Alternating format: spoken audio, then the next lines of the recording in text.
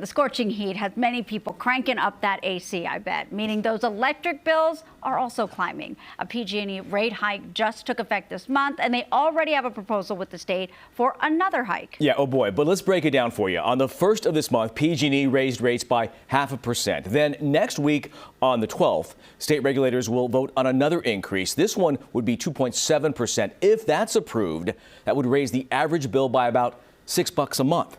So that's a burger and fries, right? Depending on where you go. We should note these changes follow a temporary 9% decrease from July to August. Now, the company says the hike is to recoup costs after 15 major storms these past 2 years. But all the hikes, of course, they're adding up, making it harder for people to pay off those electric bills. Now, PG&E says a program that helps a lot of people pay their past due bills has run out of money for the rest of the year. Your reporter covering San Joaquin County, Esteban Reynoso, there you see him live in Stockton. Important story, Esteban. People out there really feeling the impact of this.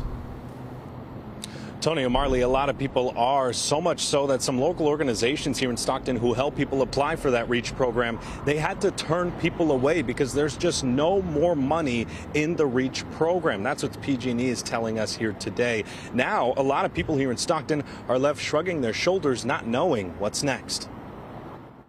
Just missing the deadline for a lifeline. So disappointed because I was just hoping that I can get some assistance. Jennifer Godby was set to apply for PG&E's REACH program that can help users with high energy bills and overdue balances, but it was too late. And I was in the process of doing the paperwork, and then I came across that there was no money. On August 30th, PG&E announced the financial assistance program had run out of money for the year.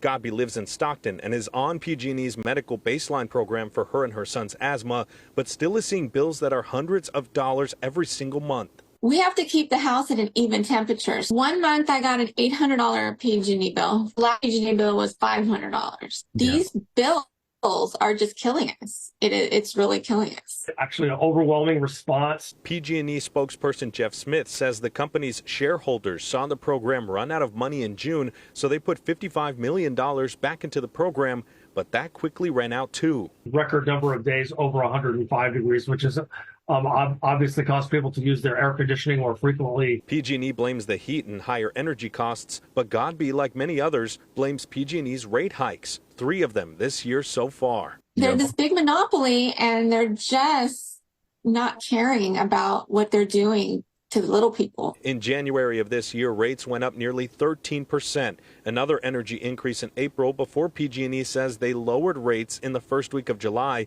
because of the high temperatures. Does PG&E at all consider the customer when there are these rate hikes? No, absolutely we do. A lot of people do not know exactly how much of their energy bill actually goes towards paying their energy costs. According to this graph by PG&E, only 1/3 of your bill is what you use. But for Godby, something has to change. It's like you either buy your groceries or you pay your PG&E bill. Unfortunately, a lot of people met with that hard choice. Now, we did ask Governor Gavin Newsom today during some media availability unrelated to PG&E, but we still asked him about the PG&E rate hikes. He told us that there are some packages in the works and to, quote, be respectful of the process.